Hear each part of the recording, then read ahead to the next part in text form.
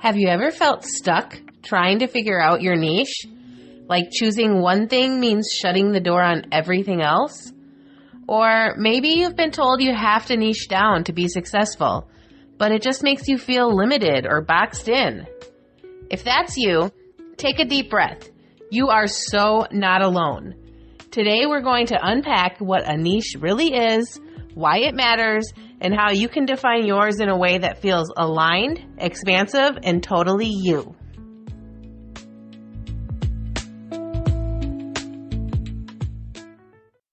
Hey friend, and welcome back to Sparkle and Shine. I'm your host, Cassandra, your creative biz bestie and the heart behind Pretty Pineapple Bead, where I make colorful, confidence-boosting jewelry for women who want to feel vibrant, bold, and totally themselves.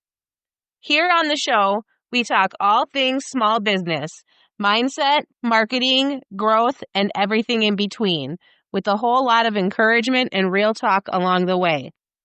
In the last few episodes, we've been building strong foundations for your brand, starting with your why and your dream customer, then learning how to clarify your message so she truly feels seen. And now, it's time to talk about your niche. But don't worry, I'm not here to tell you to pick one narrow thing and never deviate. We're going to talk about how you can define your niche in a way that's specific enough to help you stand out without making you feel boxed in. Sound good? Let's get into it. What a niche actually is. Let's start by busting a big myth. Your niche isn't just your product category. It's not just, I make candles, or I sell jewelry, or I'm a photographer. It's deeper than that. Your niche is really the space you occupy in your customer's mind. It's the vibe, the feeling, the reason she chooses you over anyone else. Your niche is where your product, your personality, and your values all come together to create something that feels distinct. It's not just what you make, it's why you make it and how it makes her feel. Let me give you an example from my own brand, Pretty Pineapple Bead. For a long time, I didn't have a fancy niche statement or a perfectly crafted sentence, but what I did have was a strong pull towards one thing, color. From the very beginning, I knew I didn't want to make neutral or dainty jewelry. I wanted to be the go-to brand for colorful, feel-good, confidence-boosting accessories. I wanted people to stop at my booth and smile. I wanted to create jewelry that made women feel like the most vibrant, sparkly version of themselves. Over time, that naturally became my niche. And even though I never sat down and said, I'm now officially a brand for bold color lovers, everything about the way I showed up, my designs, my captions, my booth setup, my packaging, began to reflect that direction. So if you're sitting here thinking, but I don't know how to define my niche, take a step back and ask, what space do I want to own in my customer's mind? What do I want to be known for? It's not about boxing yourself in, it's about creating clarity, because clarity is what makes you more memorable. How to find your niche without feeling trapped. Let's talk about how to actually find your niche without feeling like you're boxing yourself in. Because here's the truth. You don't have to pick your niche like it's a forever choice written in stone. You get to shape it, and it can grow with you. When I first started Pretty Pineapple Bead, I didn't sit down and say, okay, I'm going to be the go-to colorful, confidence-boosting jewelry brand. That clarity came over time. I made things that felt fun to create, I tested what sold at markets, and I paid attention to what made me feel most aligned. There were moments early on when I tried making colorful jewelry for kids. And even though the designs were cute, something about it just didn't feel right.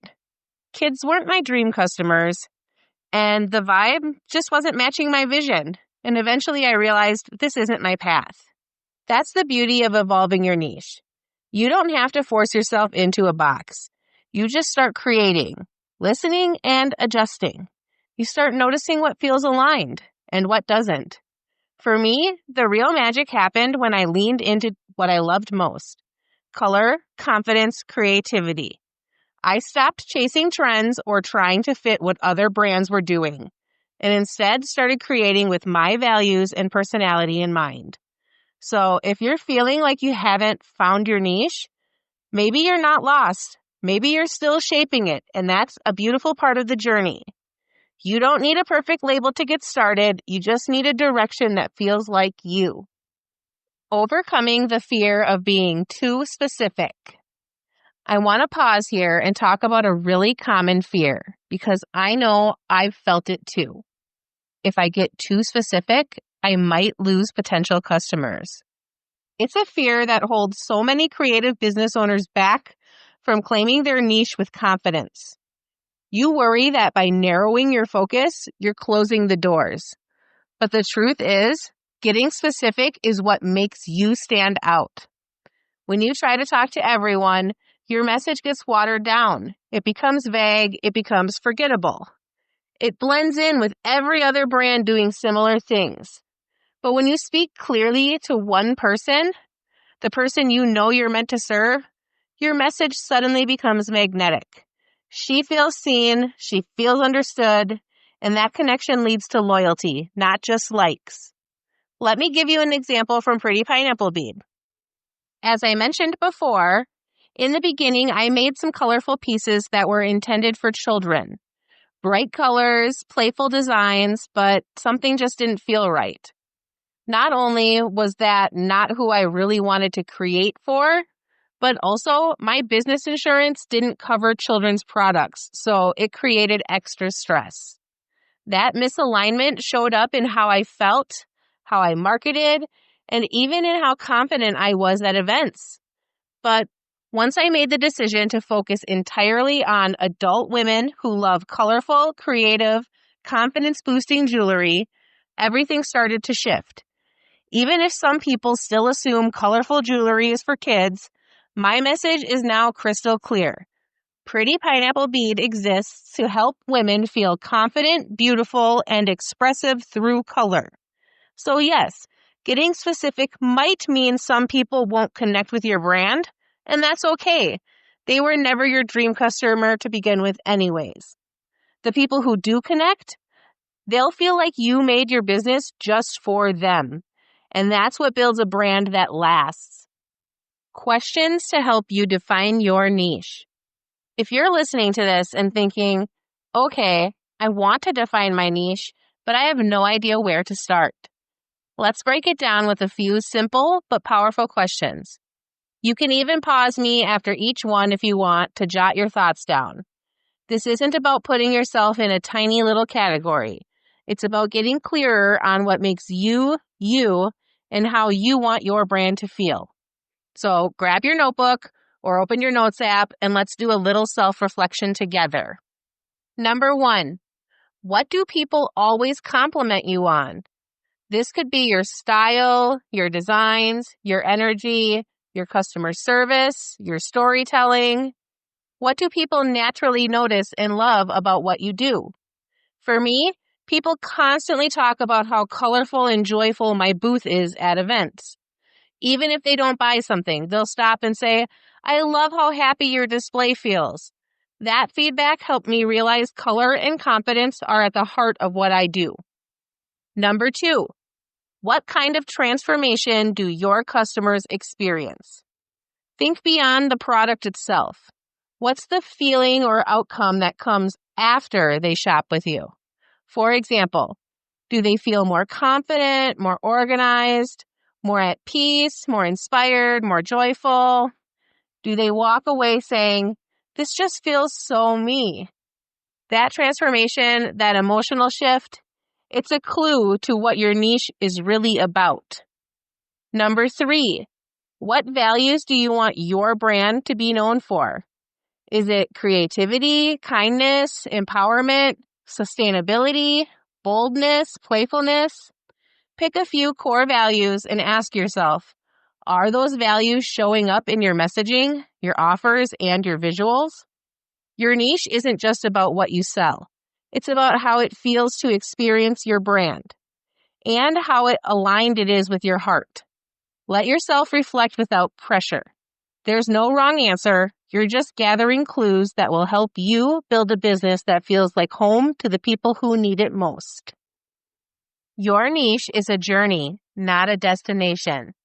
Here's something I wish someone told me sooner. Your niche isn't something you have to figure out once and then stick to forever. It's allowed to shift. It's allowed to grow, and so are you. The niche you define in year 1 might look totally different in year 3. And that doesn't mean you were wrong. It means you're evolving. As your confidence grows, as you get clearer on your dream customer, and as you test things out in the real world, your niche will naturally refine itself. You'll notice what lights you up, you'll see what truly connects, and little by little, your brand will become more focused, not because you forced it, but because you've lived into it. So if you're putting pressure on yourself to get it perfect from the beginning, I want you to let that go. Think of your niche as something you get to grow into, not something you're trapped by. Just keep asking yourself, does this feel aligned? Does this light me up? Does this serve the people I most want to help? Let those answers guide your next step. All right, friend, it's your turn. This week's challenge is to brainstorm or refine your niche using the questions we walked through in this episode. Ask yourself, what do people always compliment me on? What transformation or experience do I offer? And what values do I want my brand to be known for? You don't have to get it perfect. Just get curious. Then send me a DM at Sparkle and Shine Podcast or tag me in a post or story and share what you uncover. I would love to cheer you on and maybe even feature your insight in a future episode.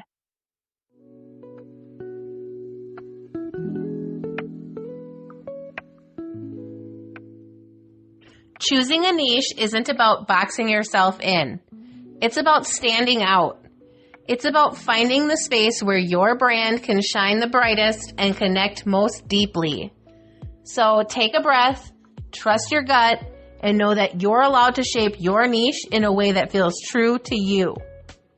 If this episode helped you feel a little clearer or more confident, I'd be so grateful if you'd follow the show, leave a review, or share this episode with a biz bestie. Every share helps this podcast reach more creative women who are building something beautiful just like you. Until next time, keep sparkling.